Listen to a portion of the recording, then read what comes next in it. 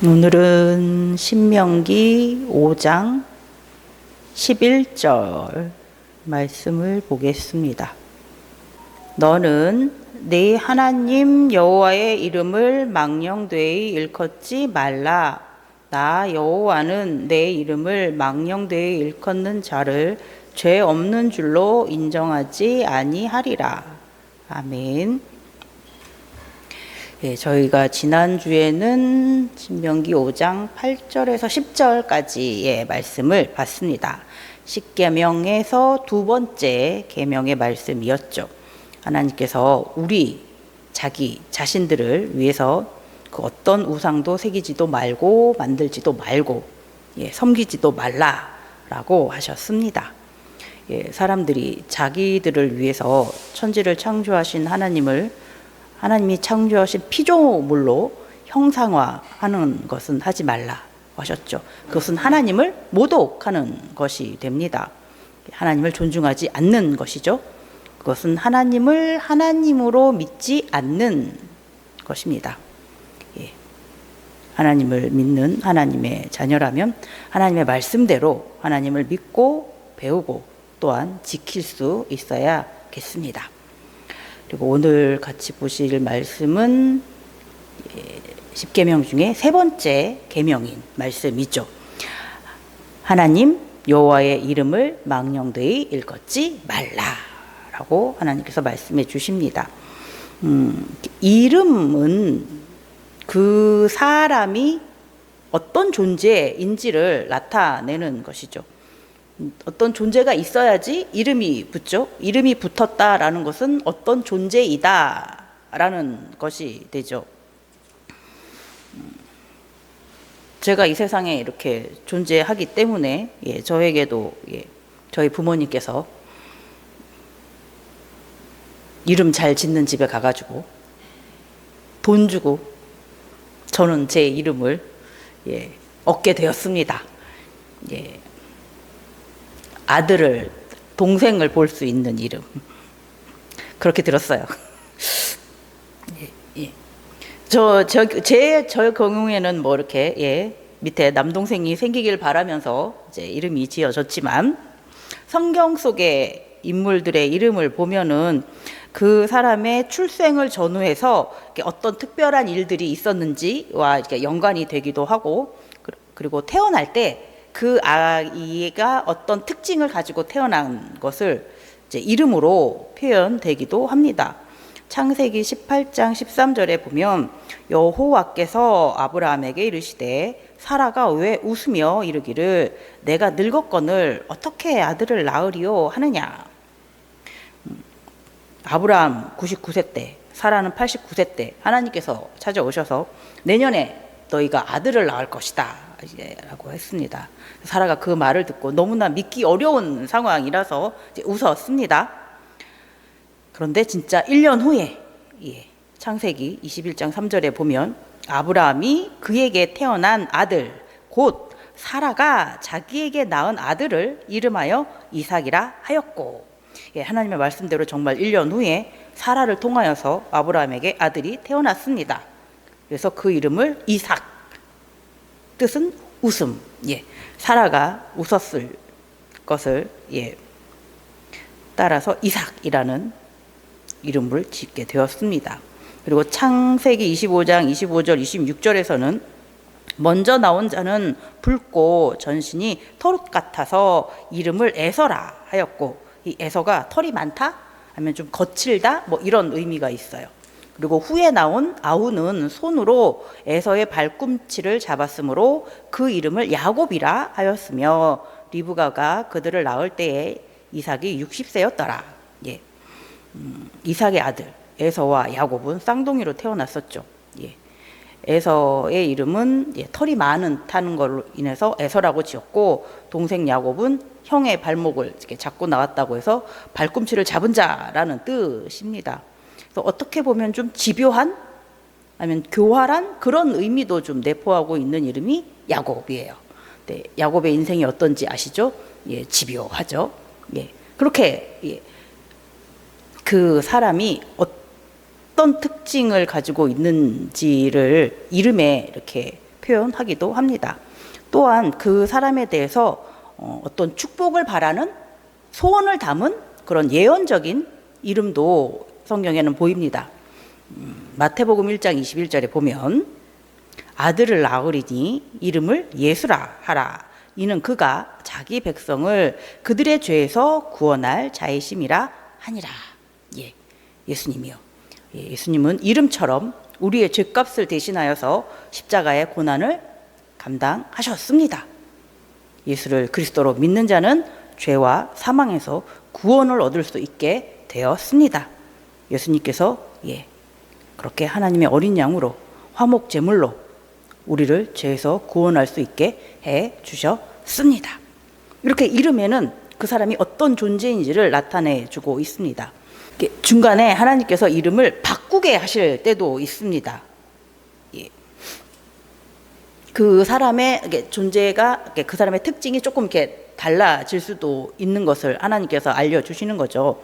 창세기 17장 5절에 보면 이제 후로는 네 이름을 아브람이라 하지 아니하고 아브라함이라 하리니 이는 내가 너를 여러 민족의 아버지가 되게 함이니라. 원래 이름은 아브람이었어요. 그 뜻은 존귀한 아버지 이런 뜻인데 하나님께서 이름을 바꿔 주셨습니다. 아브라함. 그 뜻은 여러 민족의 아버지라는 뜻이 됩니다. 하나님께서 그 사람의 존재를 더 확대시켜 주셨습니다. 창세기 17장 15절 이번에는 사라의 차례입니다. 하나님이 또 아브라함에게 이르시되 네 아내 사레는 이름을 사레라 하지 말고 사라라 하고.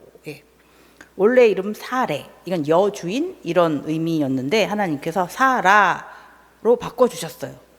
이것은 여러 민족의 어머니. 그렇죠.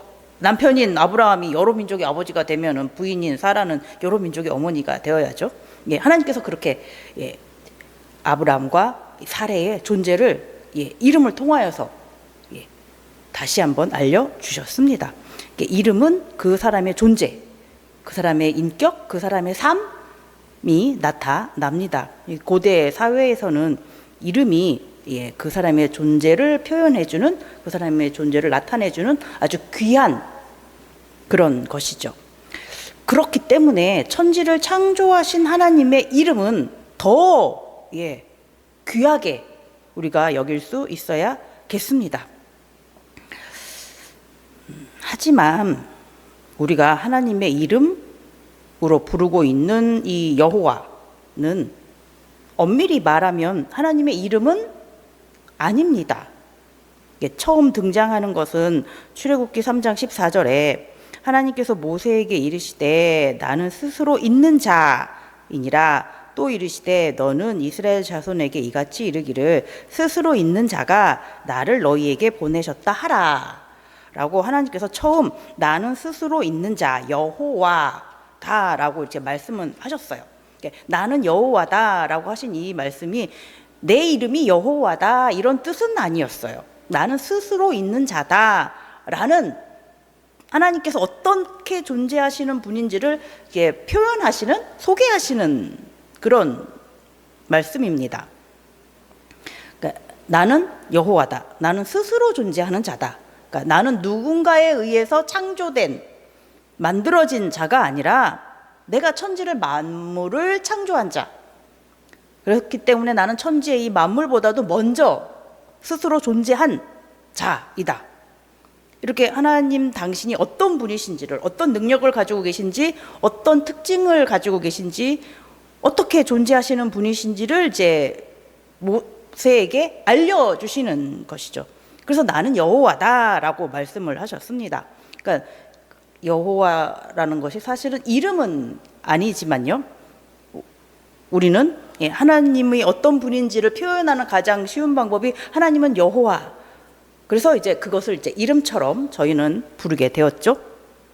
그래서 본문에 보면은 너는 내 하나님 여호와의 이름을 망령되이 일컫지 말라라고 하시면서 하나님 스스로도 여호와를 이름으로 이렇게 표현을 하시잖아요. 그러니까 이것은 이제 하나님께서 이제 이건 내 이름이야 라고 이제 말씀하시는 것은 아니고, 너희들이 이것을 나의 이름으로 부르고 있으니 너희들의 뜻을 내가 주겠다. 하지만 너희들이 이름으로 부르는 여호와를 망령되게 부르지는 말아라 라고 말씀해 주십니다. 하나님은 거룩하시죠. 존귀하시죠. 그 거룩하신 하나님, 존귀하신 하나님의 이름을 우리는 귀하게 여기면서 사용해야 됩니다. 망령되이 일컬어서는 안 됩니다. 망령되다라는 말의 뜻이 거짓되다, 헛된 것, 공허한 것, 무가치하다, 그런 의미들이 담겨 있습니다. 그러니까 하나님의 이름을 헛되게 사용하지 말아라. 하나님의 이름을 공허하게, 무가치하게 그렇게 부르고 사용하지 말아라 라고 말씀하십니다. 사무엘상 28장 10절에 사울이 여호와의 이름으로 그에게 맹세하여 이르되 여호와께서 살아계심을 두고 맹세하노니 네가 이 일로는 벌을 당하지 아니하리라 하고, 사울 왕이 블레셋이 쳐들어왔습니다. 이스라엘 땅에. 그래서 굉장히 아주 힘겨운, 그런 어려운, 아주 곤란한 그런 상황이었습니다. 근데 사무엘은 죽고 없어요. 너무너무나 사무엘의 도움이 필요해서 엔돌에 있는 신접한 여자를 찾아가가지고 죽은 사무엘의 혼을 좀 불러와라 라고 찾아갔습니다. 이때 이제 사울은 자신이 누군지를 숨기고 갔었죠. 그래서 이 신접한 여자가, 아니 사울 왕이 그런 일을 하지 말라 그래가지고 우리가 지금 이렇게 쫓겨와가지고 여기서 이렇게 숨어 있는데 당신이 와가지고 그런 일을 해달라고 하면은 나는 어떡합니까? 나는 죽을 수도 있습니다 라고 말을 해요. 그러니까 사울 왕이 자기가 하지 말라고 했음에도 불구하고 자기가 그 여자에게, 아니다, 내가 하나님의 이름을 두고 맹세할 테니까 이번 일을 가지고는 너는 어떤 벌도 당하지 않겠다. 그러니까 죽은 사무엘의 혼을 불러라. 이렇게 하는 일이 있었습니다. 사울 왕이 하나님의 이름을 가지고 이제 맹세를 했습니다. 근데 어떤 상황이었냐면 신접한 여자에게 죽은 사무엘의 혼을 불러달라고. 이런 미신, 이런 주술, 이런 일을 하는 데에 하나님의 이름을 사용했어요. 너무 헛되고 공허한, 천지를 창조하신 하나님의 이름을, 가장 존귀하신 하나님의 이름을 이런 주술적인 상황에서 맹세하는 담보, 그 하나님의 이름을 맹세하면서 사용했습니다. 공허하게 하나님의 이름을 사용했습니다. 망령되게 하나님의 이름을 사용했습니다. 또한 하나님의 이름으로 거짓 맹세하는 것도 하나님의 이름을 망령되게 사용하는 것입니다. 어디에서 이것이 나왔냐면 열왕기상 21장 13절에 보면 때에 불량자 두 사람이 들어와 그의 앞에 앉고 백성 앞에서 나봇에게 대하여 증언을 하여 이르기를 나봇이 하나님과 왕을 저주하였다 하매 무리가 그를 성읍 밖으로 끌고 나가서 돌로 쳐 죽이고, 아합 왕과 그 아내 이세벨이 나봇의 포도원이 너무 탐이 났습니다. 그래서 그 나봇의 포도원을 강제로 빼앗기 위해서 불량한 사람들을 사주했습니다. 그래서 거짓으로 증언을 하게 했습니다. 그때 이제 하나님의 이름을 사용을 했습니다. 자신들의 사리 사욕을 위해서 거짓 증언하는 곳에 거룩하신 하나님의 이름을 이용했죠.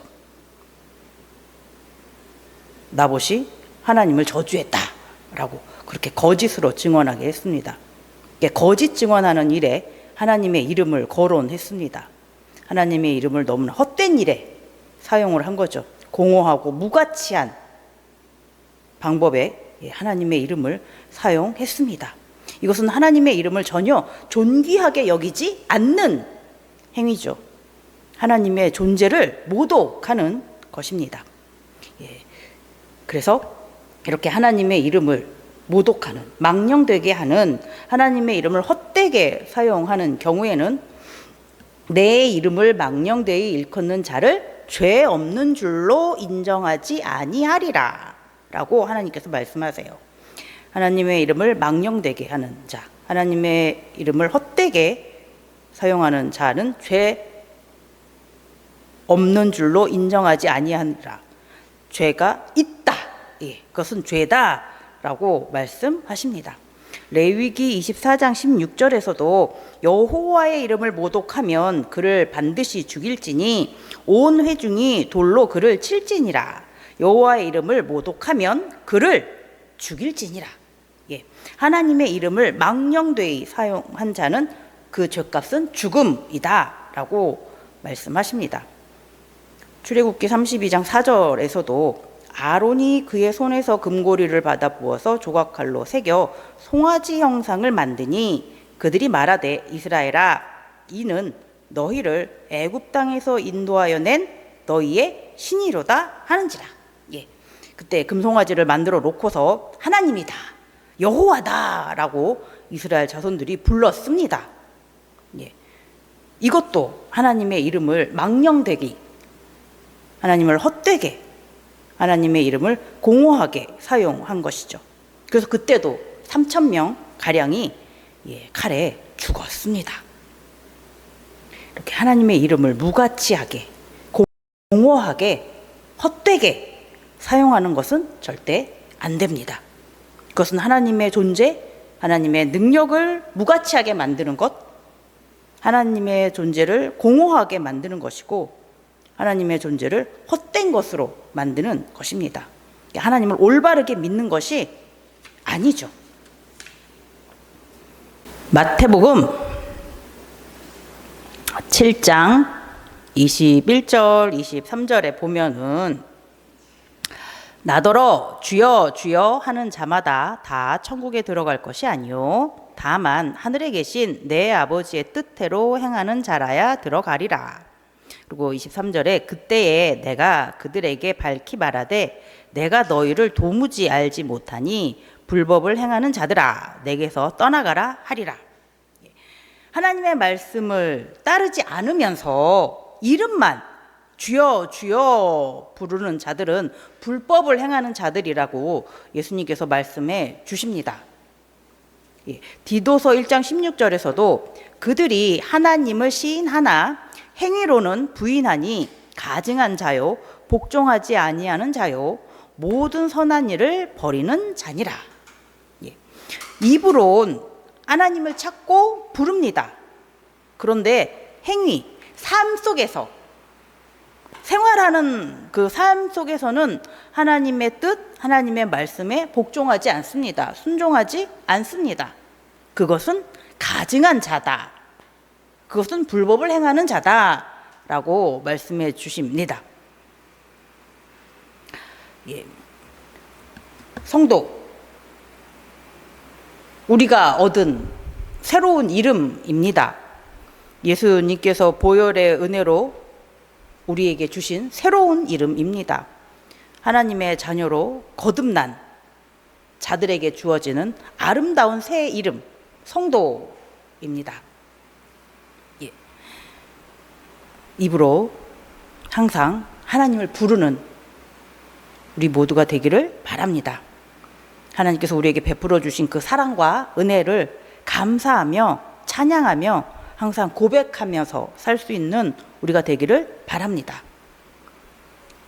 그러면서 삶 속에서도 생활 속에서도 행동에서도 하나님의 말씀을 지키면서 살아가는 우리가 되기를 바랍니다. 입으로만 하나님을 부르면서 직접 생활하는 삶 속에서는 하나님의 말씀을 지키지 않고 오히려 세상 사람들의 그런 문화를